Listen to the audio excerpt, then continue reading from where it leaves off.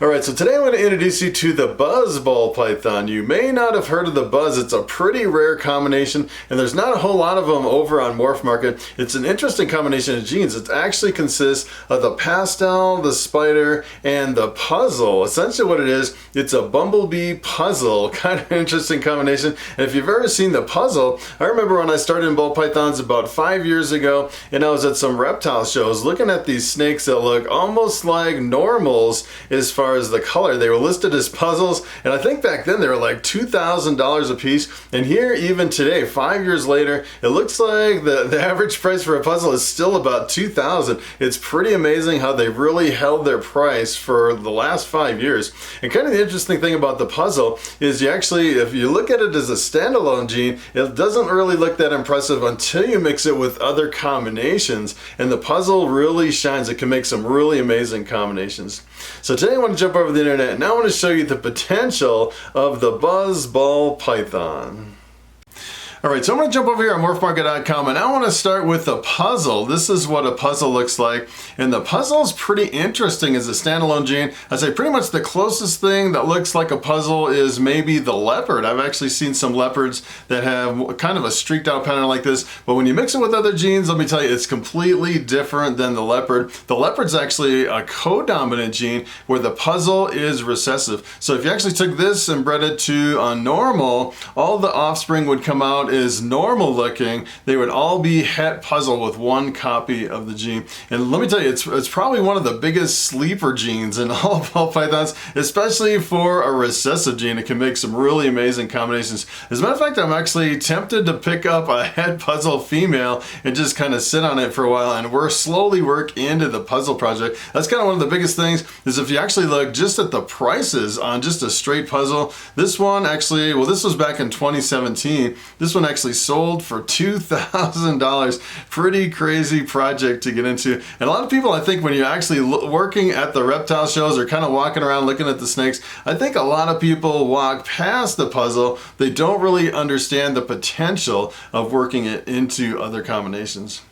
So this is one of the genes in the Buzz ball python. I wanted to show you one more gene, and this is the pastel. And let me tell you, when you mix the pastel with the puzzle, you can make some really amazing combinations. And the pastel is typically a yellow gene. Sometimes it can be like a really super bright yellow, and sometimes it can be kind of a browned out yellow. And most of the cases with the pastels, you'll actually get kind of a jumbled up pattern. You can see the pattern is pretty jumbled up in this one compared to a normal. And here's what happens if you take the pastel and you work it into the puzzle. Take a look at this crazy snake. It's amazing if you actually look at some of these puzzle combinations, how crazy they really look. They're really like a high contrast, and sometimes the patterns can be really defined and really jumbled up. And if you actually look at the prices, I haven't looked at the price. This one actually sold in 2019 for $3,000. Pretty crazy project to actually get into. Not a lot of people are working with the puzzles.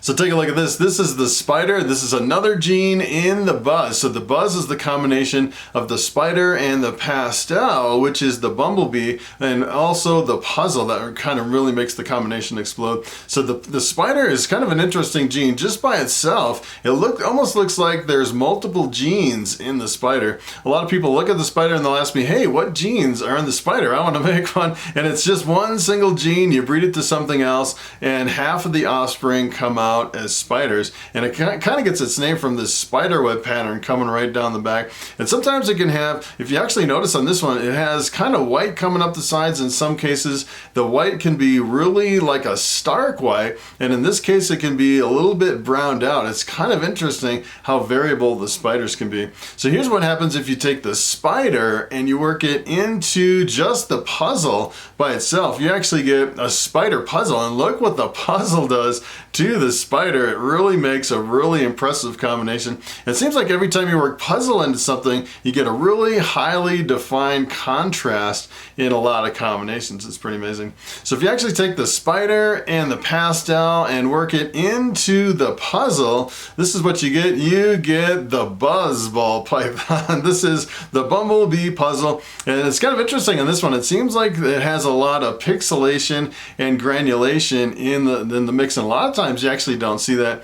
And I actually found, this, as a matter of fact, this is the only buzz that I found over here on Morphmarket. There's just one that was ever made that I found just by itself with any other jeans in the mix. But if you actually add other jeans to the buzz, you can make some really amazing combinations. I think it's really due to the fact that there's puzzle in your combination. It seems like puzzle works really well with a lot of combos. And one jean that works really well with the buzz is the banana. This is what the banana looks like. And the banana is, I'd say it's probably one of the more confusing jeans in all ball pythons. The banana is also known as the coral glow. I'm convinced that they're both the same jean, the banana and the coral glow. Essentially, they were discovered pretty much at the same time. One person named it banana, one person named it coral glow, and they're pretty much interchangeable. They start as almost an albino looking snake, and as they age and mature, they turn into more of a two-tone yellow, and they get all these little freckles all over as they age and mature. And it's the only two genes, the banana and the coral glow, that are actually sex-linked genes. So if you actually, it gets a little bit confusing. If you actually buy, especially if you buy a male and you breed it to something else, if it's a male maker, all the offspring bananas will all be males. You won't get any females. I actually have a coral glow male maker, and I've been producing, I probably produced dozens and dozens of coral glows, and every single one over the last few years have all been males. It's kind of maddening, kind of drives you crazy, but it's a really amazing gene. And here's what happens if you work the banana into the buzz. Take a look at this crazy combination. This is actually listed as a banana buzz. So the buzz is the combination of the bumblebee and the puzzle. So if you actually look, and if you actually look at the price on this one, look at this one. This one sold back in 2018 for $5,500. Kind of a crazy project to get into. And I'm actually amazed that there's not a lot more people working on the puzzle project, because there's just so much potential for making some amazing combinations, and you can make some pretty good money too, you know, based on what I'm seeing over here on Morphmarket. So this is actually the combination of the banana with the pastel and the spider, which is the bumblebee, and the puzzle, which is recessive. So here's another gene. This is the last one I wanted to show you. I actually found a lesser buzz over here on Morphmarket. That's the lesser, that's essentially what it is. It's a lesser bumblebee puzzle, which is a pretty crazy combination. And this is what a lesser looks like. The lesser is actually in the blue-eyed leucistic complex. So you kind of have to be careful working lesser in any combination into other genes and other snakes, because if you actually mix lesser with one of the other genes in the blue-eyed leucistic complex, essentially what you get is you get an all-white snake with blue eyes. And as a matter of fact, with a lesser, you pretty much always get an all-white snake. It's pretty much the king of white snakes when you mix in another gene in the blue-eyed leucistic complex. And the other genes, if you're wondering, I can kind of, you know, rattle them off on the top of my head. There's a few. There's the lesser. As a matter of fact, if you make a super lesser, you'll get an all-white snake. If you breed the lesser to a bamboo, like the snake that's around my neck at the beginning and end of every video, that is Bobby. The bamboo is in the blue-eyed leucistic complex. So if you actually took a lesser combination, bred it to a bamboo, 25% of the time you'll actually get an all-white snake with blue eyes. And you also have a whole bunch of other genes. You actually have the Mojave, the Phantom, the Mocha, the Mystic. There's a whole bunch of different genes in the blue-eyed leucistic. If you're breeding ball pythons, I would definitely figure out what genes are in the blue-eyed leucistic complex when you're breeding some snakes together, especially with puzzles, because if you actually hit a visual puzzle and a blue-eyed leucistic, the blue-eyed leucistic would completely mask the puzzle, and you wouldn't know that you actually had a visual. So, you know, it could be, you know, thousands of dollars that you could be losing out on if you actually produce the all-white snake with a puzzle project. That's kind of crazy. So here's what happens if you take lesser and work it into the buzz. Take a look at this. You actually get the lesser buzz ball. Look at this crazy thing. And it's kind of interesting on a lot, it seems like on a lot of these lesser combinations, as well as a lot of other combos, you'll actually see them start out really with a really high contrast, and a lot of times they'll actually fade a little bit and kind of lose a lot of that really high contrast as they age and mature. You can definitely tell this one has some age on it, especially if you mix lesser with clowns. If you've actually seen the hatchling lesser clowns, They're really super high contrast, and as they age and mature, they really fade out. It's pretty amazing. And this one, yeah, this one, as a matter of fact, this one is pretty amazing. This one's actually a female, 1,600 grams, ready to breed. That is pretty crazy. And it only sold for $2,850. This was back in 2016. So this was actually a really good deal back in 2016. So that is pretty much the Buzz project, working other genes into it. And sometimes you actually find some of these projects when you work other genes into it, sometimes it'll actually detract from it. But this one seems like it has a lot of potential working other genes into the Buzz ball python. All right, so it is time for the question of the day.